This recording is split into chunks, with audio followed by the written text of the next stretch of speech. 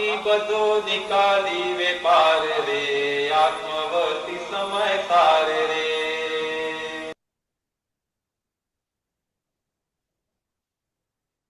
જય સચ્ચિદાનંદ.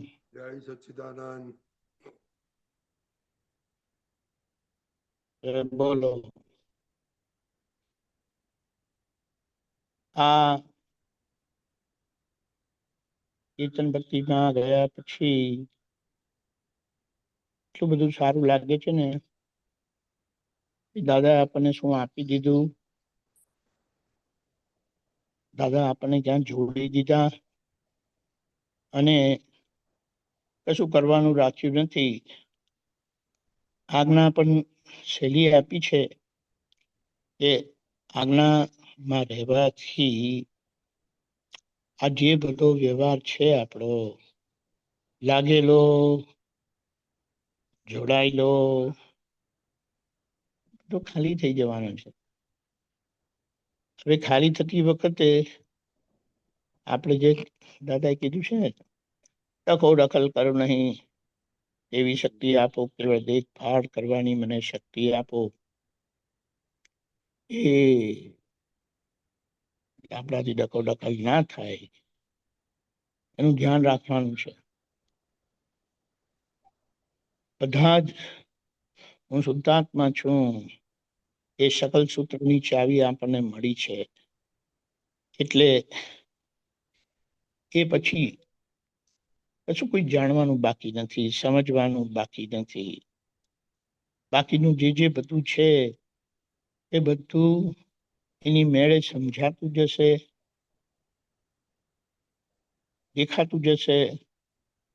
અને આપણે દ્રષ્ટિ મળી છે, વિજ્ઞાનગત દ્રષ્ટિ મળી છે, તે સમજતા જશું અને ઠરતા જશું,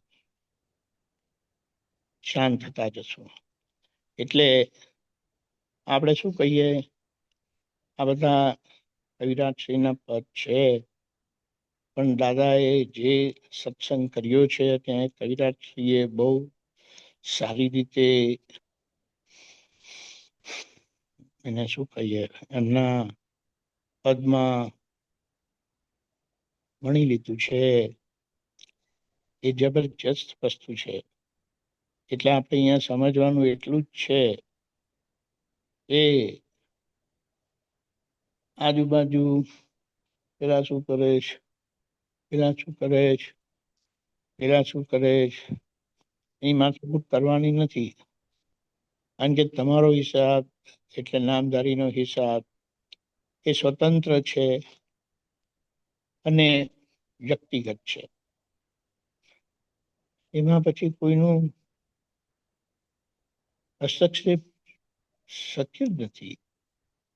પણ આપણે આ રીતે વ્યવહારને ઓળખાવી દીધો. મુદ્દો એ છે, કોઈ પણ વ્યવહાર આપણી સામે આવ્યો, આવું આવું હોય યાર, કંઈક તો એનું કઈ માપદંડ હોય કે નહીં. ત્યારે એમ કીધું એવું કંઈક થાય તો દાદાનું વાક્ય છે, આવું જ હોય, આવું જ હોય. અને આવું જ હોય તો પછી એમાં કહેવાનું શું, ફરિયાદ શું કરવાની, એ વાત છે. પછી બધું વ્યવસ્થિત નું આયોજન છે. થોડી રાહ જોવી જોઈએ, પણ આપણે રાહ જોઈ શકતા નથી. ઉતાવળ થઈ જાય છે. તમારે ઉતાવળ ના કરવી હોય તો આજુબાજુ વાળા તમને ધકેલે, કરવું જોઈએ, શું કરો છો એમ કરીને. અને કઈ ને કઈ ભૂલ થઈ જાય આપણાથી.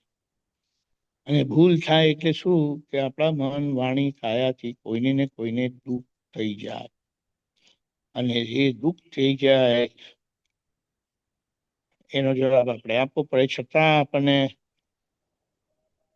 ઓળખાણ આપી છે કે આ જે કંઈ થઈ ગયું નિશ્ચય પાકો રાખજો, મૂળ નિશ્ચય પ્રાપ્ત થઈ ગયો. હવે આ વ્યવહાર પક્ષી નિશ્ચય એને હેન્ડલ માર્યા કરવાનું છે. એનાથી શું થશે? નિશ્ચય નિર્ણયથી કેવળ શુદ્ધાત્મા જ છું, બાકી બધો નિકાલી વેપાર. એટલે પરમાત્માના શું કહેવાય, જે યોગ પ્રાપ્ત થયો છે, એમ કીધું કે તીર્થંકર ભગવાન દીક્ષા લે અને આપણામાં કોઈ ફેર નથી.